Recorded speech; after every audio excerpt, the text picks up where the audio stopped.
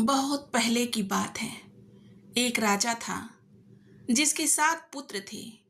वे सब के सब बहादुर, सुंदर और चतुर थे।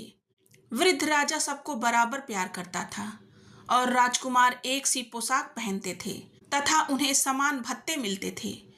जब वे बड़े हुए तो उन्हें अलग अलग महल दिए गए, लेकिन महल एक जैसे बनाए गए थे और उनकी साज सज्जा भी एक जैसी की गई थी। और तुमने अगर एक महल देख लिया तो समझो सारे महल देख लिए। जब राजकुमारों की विवाह योग्य उम्र हुई तो राजा ने एक समान सुंदरता और प्रतिभाशाली 7 वधुएं खोजने के लिए सारे देश में अपने राजदूत भेजे। राजा के संदेश वाहकों ने हर जगह की यात्रा की, कई राजकुमारियां देखीं, लेकिन 7 उपयुक्त वधुएं नहीं ढूंढ सके। वो लौटकर राजा के पास आए और अपनी विफलता के बारे में राजा को बताया।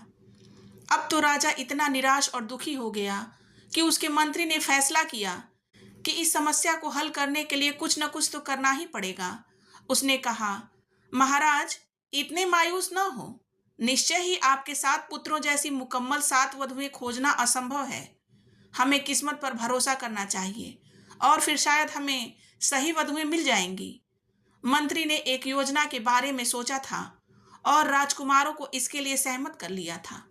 उनको किले की सबसे ऊंची बुर्ज पर ले जाया गया, जहां वे पूरे शहर के साथ ही आसपास का ग्रामीण क्षेत्र भी दिखाई देता था। राजकुमारों के सामने 7 धनुष और 7 तीर रखे गए थे और उनसे जिस दिशा में वे चाहें उस दिशा में तीर छोड़ने के लिए कहा गया।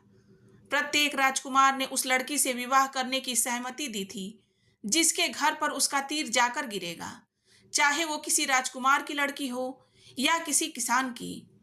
राजकुमारों ने धनुष उठाए और अलग अलग दिशाओं में तीर छोड़े।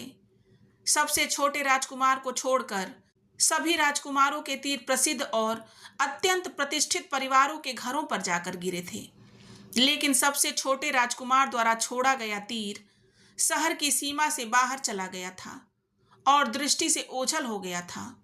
नौकर तीर की तलाश में सभी दिशाओं में दौड़ पड़े और एक लंबी खोज के बाद उसे एक बहुत बड़े बरगद के पेड़ की शाखा में गड़ा हुआ पाया, जिसके ऊपर एक बंदरिया बैठी थी।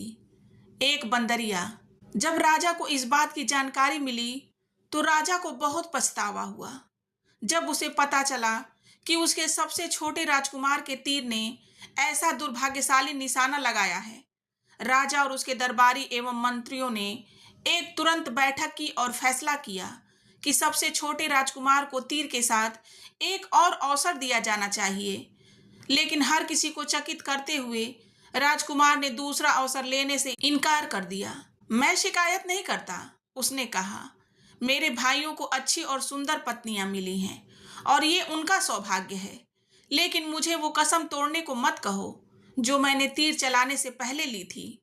मैं जानता हूं कि मैं बंदरिया से विवाह नहीं कर सकता, लेकिन चूंकि मैं नहीं कर सकता इसलिए मैं किसी से भी विवाह नहीं करूंगा। इसकी बजाय मैं बंदरिया को घर ले आऊंगा और एक पालतू की तरह से उसकी देखभाल करूंगा। और सबसे छोटा राजकुमार शहर से बाहर गया और बंदरिया को घर ले आया। 6 भाग्यशाली राजकुमारों के खूब धूमधाम से विवाह हुए। शहर में प्रकाश और आतिशबाजी से जश्न मनाया। संगीत एवं नृत्य हुए। लोगों ने अपने अपने घरों को आम और केले के पत्तों से सजाया था। पूरे शहर में खुशी का माहौल था, सिवाय सबसे छोटे राजकुमार के घर के, जो बहुत अकेला और दुखी था। उसने अपनी बंदरिया के गले में हीरे का एक पट्टा डाला था और उसे मखमल की गद्दी वाली एक कुर्सी पर बिठाया था। राजकुमार ने कहा, ए बंदरिया, आज इस खुशी के दिन तुम भी जितनी ही अकेली हो उतना ही मैं भी अकेला हूं, लेकिन मैं यहाँ तुम्हारे ठहराव को खुशियों से भर दूंगा। क्या तुम्हें भूख लगी है? और उसने स्वादिष्ट आमों का एक कटोरा उसके सामने रख दिया तथा उसे उन्हें खाने के लिए राजी कर लिया। वो बंदरिया से बातें करने लगा और अधिकतर समय उसके साथ बिताने लगा। कुछ लोगों ने उसे मूर्ख या जिद्दी कहा, दूसरे सोचते थे कि वो थोड़ा सा पागल है। राजा ने अपने मंत्रियों और बेटों के साथ स्थिति पर चर्चा की और राजकुमार को फिर से होश में लाने और किसी उपयुक्त परिवार में उसका विवाह करने के लिए कोई न कोई रास्ता निकालने का निर्णय किया। लेकिन सबसे छोटे राजकुमार ने अपने पिता, भाइयों और मित्रों की सलाह व मनुहारों को सुनने से इनकार कर दिया। मैंने वचन दिया था और मेरा वचन पहाड़ की तरह अटल है। महीनों गुजर गए, पर राजकुमार ने अपना मन नहीं बदला। इसके बजाय ऐसा लगने लगा कि उसका बंदरिया के प्रति लगाव अधिक बढ़ गया था और उसे अक्सर महल के बागों में बंदरिया के साथ टहलते हुए देखा जाता था। अंत में राजा ने सातों राजकुमारों की एक बैठक बुलाई और कहा, मेरे बेटों, मैंने तुम्हें जीवन में खुशी खुशी व्यवस्थित होते देखा है।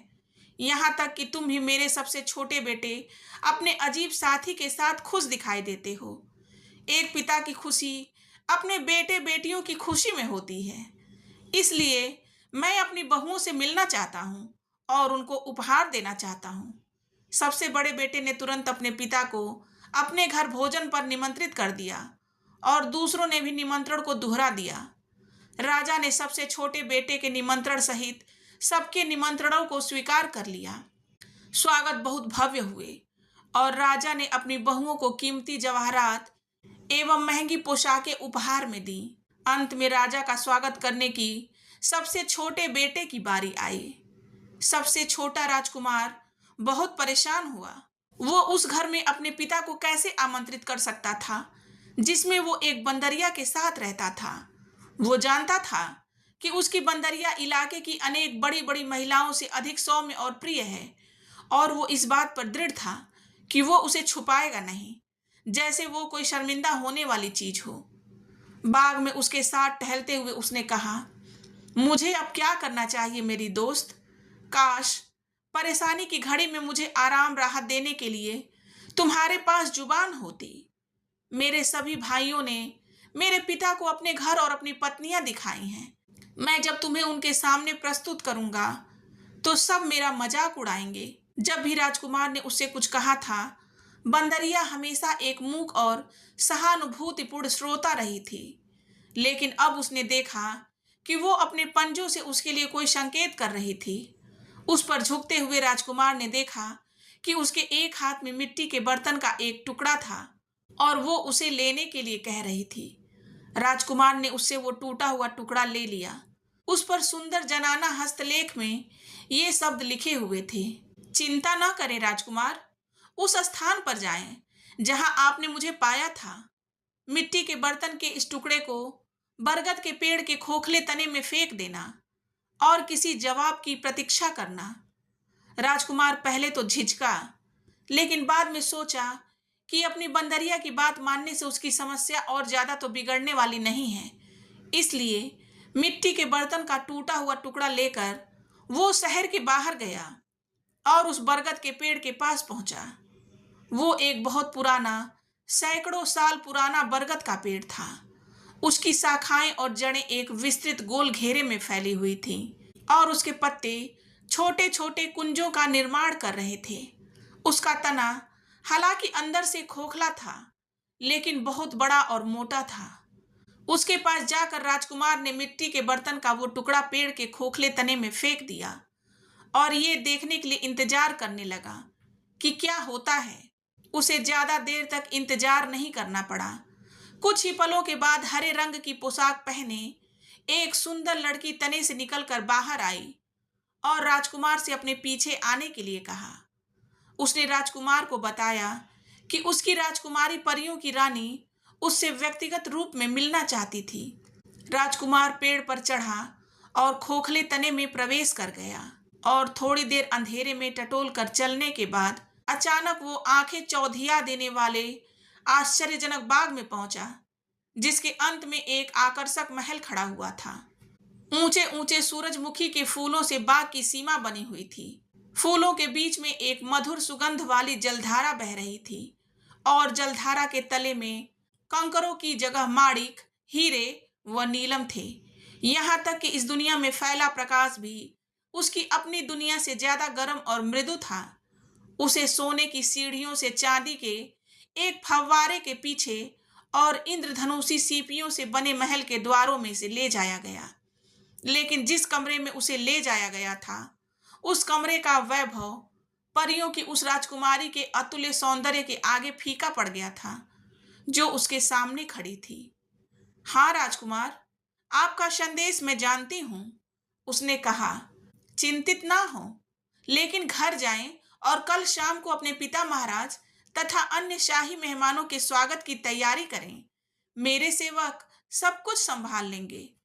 अगली सुबह जब राजकुमार अपने महल में जागा, तो एक अद्भुत नजारा उसकी आंखों के सामने था। उसका महल जैसे एक नए जीवन से भर गया था। उसके बाग आम, पपीता, अनार और आड़ू के फलदार पेड़ों से भरे हुए थे। पेड़ों की छाया में स्टालें लगी थी, जिन पर फल, मिठाइयाँ, इत्र और शरबत उपलब्ध थे। बच्चे लॉन में खेल रहे थे और पुरुष व स्त्रियां संगीत सुन रहे थे। राजकुमार ने जो देखा, उससे वो हक्का बक्का रह गया था। और तब तो वो और भी ज्यादा अचंभित हुआ जब उसने अपने महल में प्रवेश किया और वहां भरपूर शोर व गतिविधियां पाई। स्वादिष्ट भोजनों से मेजें लदी हुई थी। छतों से बड़े बड़े झाड़ फानुस लटक रहे थे। फूलों के बंधनवारों की सुगंध ने पूरे महल को महका रखा था। तभी एक सेवक दौड़ता हुआ आया और घोषणा की कि राजा अपने दरबारियों के साथ पधार रहे हैं। राजकुमार उनकी अगवानी के लिए लपका। वो उन्हें स्वागत कक्ष में लेकर आया, जिसे सुंदर ढंग से सजाया गया था। वहां भोजन परोसा गया। उसके बाद हर किसी ने राजकुमार द्वारा चुनी गई साथी को देखने पर जोर दिया। हर किसी ने यह सोचा था कि इतने शानदार भोज के बाद बंदरिया को देखना एक मजेदार मनोरंजन होगा। राजकुमार उनके अनुरोध को टाल नहीं सका और उदास मन से बंदरिया की तलाश में अपने कमरे में गया। उसे उस उपहास से डर लग रहा था जिसका उसे सामना करना था। वो जानता था कि ये उसकी अपनी कसम को न तोड़ने की जिद का इलाज करने के प्रयासों का एक तरीका है। राजकुमार ने अपने कमरे का दरवाजा खोला और प्रकाश की चौंध से लगभग अंधा ही हो गया था। कमरे के बीचों बीच सिंहासन पर वही राजकुमारी बैठी थी जिसे वो बरगद के पेड़ के अंदर मिला था। हाँ, आइए राजकुमार, राजकुमारी ने कहा। क्योंकि मैंने आपको पिछली बार अपने महल में देखा था, तब से मैं आपके सिवाय कुछ भी नहीं सोच सकी हूँ। मैंने बंदरिया को दूर भेज दिया है और आपको अपने हाथ की पेशकश करने के लिए आई हूँ। ये सुनकर कि उसकी पालतू बंदरिया चली गई है, उसके आंसू फूट पड़े और उसने गुस्से में कहा, ये तुमने क्या कर दिया है? तुम्हारी सुंदरता मेरी मित्र की क्षतिपूर्ति नहीं कर पाएगी। तब राजकुमारी ने मुस्कुराते हुए कहा, अगर मेरा सौंदर्य आपको प्रभावित नहीं करता है तो मेरे आभार के कारण मेरा हाथ थाम लीजिए। देखिए, मैंने आपके पिताजी और भाइयों के लिए इस दावत को तैयार करने में कितना परिश्रम किया है। मेरे पति बन जाइए। दुनिया की सारी दौलत और खुशियां आपके कदमों में होंगी। राजकुमार क्रोधित था। मैंने इस सब के लिए तुमसे कभी नहीं कहा था और न ही मैं ये जानता हूं कि मुझे मेरी बंदरिया से महरूम करने के पीछे क्या चाल है। उसे मेरे पास वापस लाओ, मैं तुम्हारा दास बन जाऊंगा। फिर राजकुमारी ने सिंहासन छोड़ दिया और राजकुमार का हाथ पकड़कर बड़े प्रेम और सम्मान के साथ उससे बोली, आप मुझ में अपनी मित्र और साथी को देखिए। मैंने आपके विश्वास और निष्ठा की परीक्षा लेने के लिए ही बंदरिया का रूप रखा था। देखिए, मेरी बंदरिया की खाल उस कोने में पड़ी है। राजकुमार ने देखा कि कमरे के एक कोने में बंदरिया की खाल पड़ी हुई थी। वो और राजकुमारी दोनों सिंहासन पर बैठे और जब राजकुमारी ने कहा, उठो उठो उठो, तभी सिंहासन हवा में ऊपर उठा और तैरता हुआ उस हॉल में पहुंचा जहां अतिथि एकत्र हुए थे। राजकुमार ने राजकुमारी को अपने पिता के सामने प्रस्तुत किया। राजा और अतिथियों के आश्चर्य का ठिकाना न रहा, जो वहां मेजबान के रूप में एक बंदरिया को देखने के लिए आए थे। राजा ने अपनी नई पुत्र वधू को अनेक उपहार दिए और जल्दी ही पूरे इलाके में लोग राजकुमार और उसकी सुंदर रानी की प्रशंसा करने लगे। और ये कहानी यहीं समाप्त हो जाती है। आपको ये कहानी कैसी लगी? कमेंट बॉक्स में ज़रूर बताएं। यहाँ तक बने रहने के लिए आपका बहुत बहुत धन्यवाद।